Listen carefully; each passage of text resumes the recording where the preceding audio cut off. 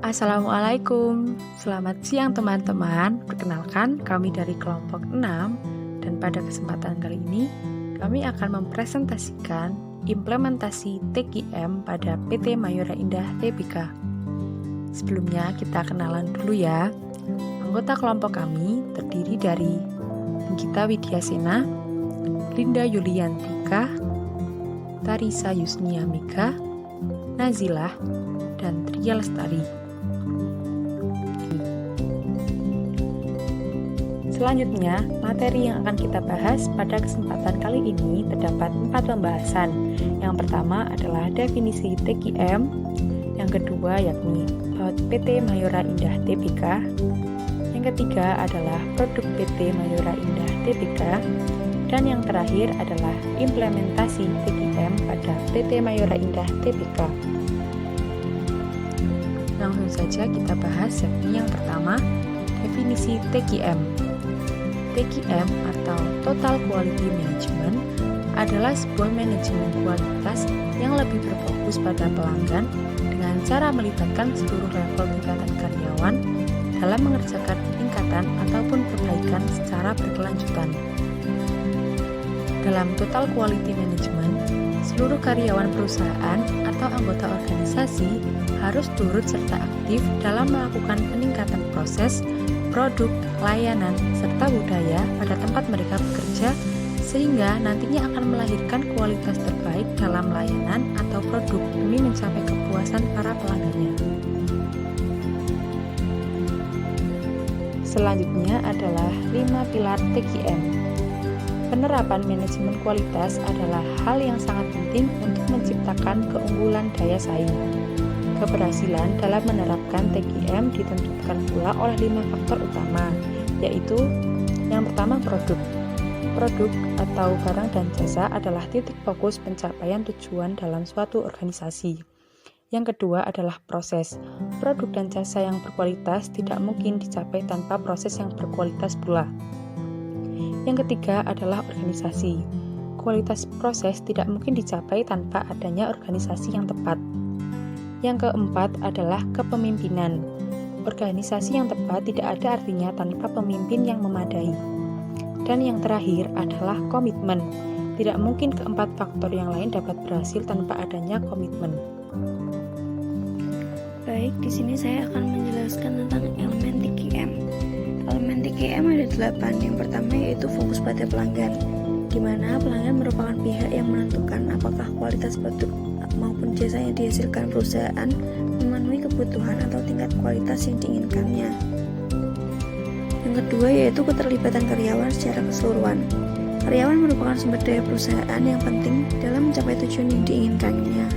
Oleh karena itu, keterlibatan karyawan secara keseluruhan dapat mendukung perusahaan melakukan peningkatan kualitas dan menghasilkan produk dan layanan yang baik untuk pelanggan.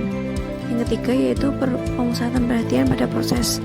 Proses merupakan serangkaian langkah-langkah yang dimulai dari penerimaan input dari supplier dan menginformasikannya, mentransformasinya menjadi output yang akan dikirimkan ke pelanggan. Yang keempat yaitu sistem yang terintegrasi. Meskipun banyak ruang lingkup kerja di perusahaan, semuanya memerlukan suatu sistem yang terintegrasi dengan baik. Yang kelima yaitu pendekatan strategi dan sistematik. Melakukan perumusan dan perencanaan strategi dalam mengintegrasikan konsep kualitas ke dalam strategi perusahaan secara keseluruhan. Yang keenam yaitu peningkatan secara kontinu.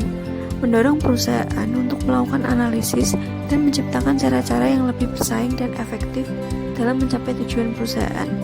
Yang ketujuh yaitu keputusan berdasarkan fakta.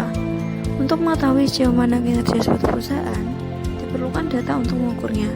Dengan adanya data, kita dapat menarik kesimpulan berdasarkan kejadian ataupun hasil sebelumnya. Yang ke-8, yaitu komunikasi.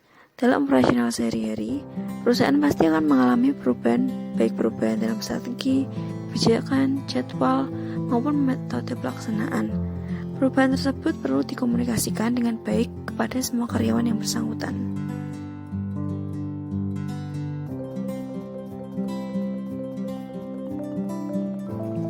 Nah, selanjutnya saya akan menjelaskan tentang sekilas tentang Mayora. PT Mayora Indah Tbk atau perseroan didirikan pada tahun 1977 dengan pabrik pertama berlokasi di Tangerang, dengan target market di wilayah Jakarta dan sekitarnya. Sebagai salah satu fast moving consumer good company, PT Mayora Indah Tbk telah membuktikan dirinya sebagai salah satu produsen makanan berkualitas tinggi dan telah mendapatkan banyak penghargaan. Visi dan misi perusahaan.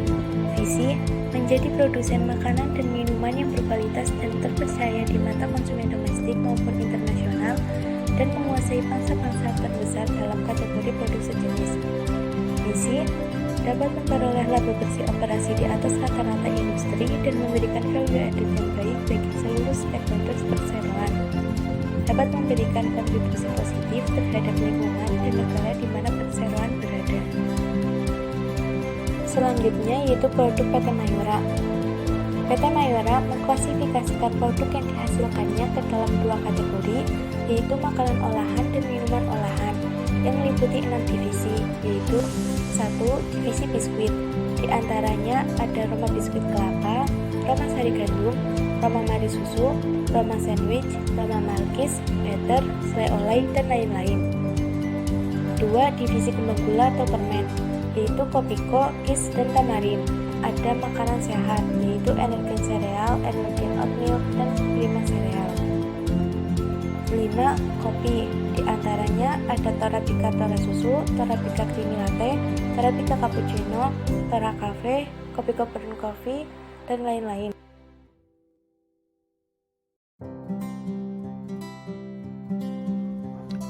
Operasional perusahaan.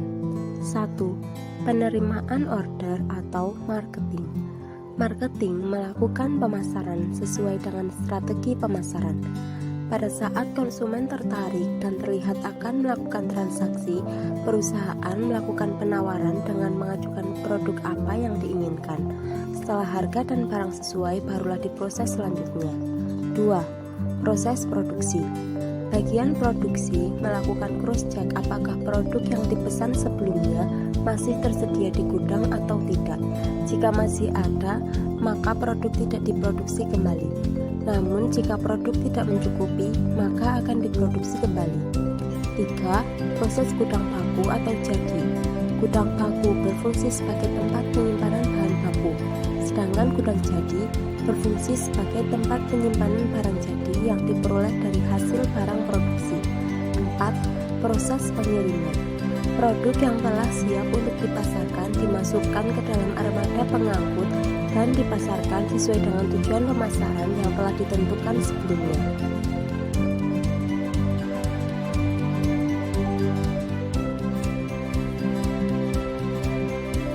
Tahap awal sebelum bahan baku mulai mengalami proses asing adalah preparasi bahan baku, di mana peran quality control dalam tahap ini adalah melakukan pengecekan mengenai bahan baku yang diterima terhadap Certificate of Analysis yang dimiliki oleh supplier.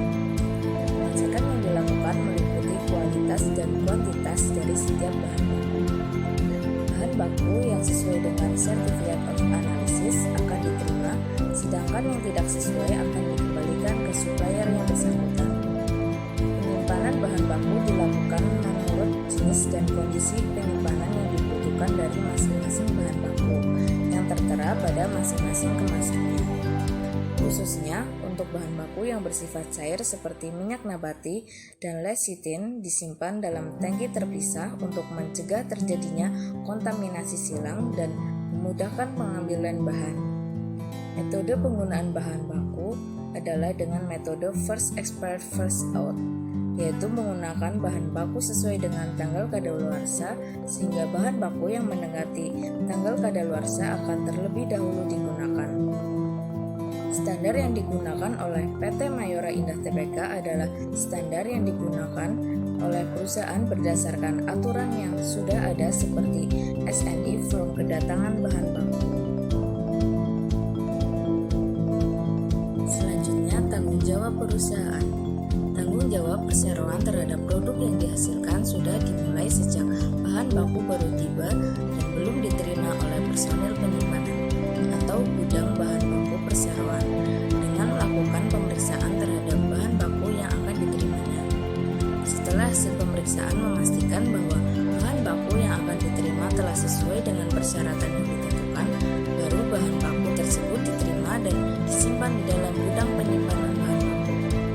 Selama proses produksi, tim pengawas mutu secara periodik melakukan uji laboratorium untuk memastikan bahwa barang hasil produksi telah dibuat berdasarkan ketentuan dan memiliki kualitas yang diwajibkan.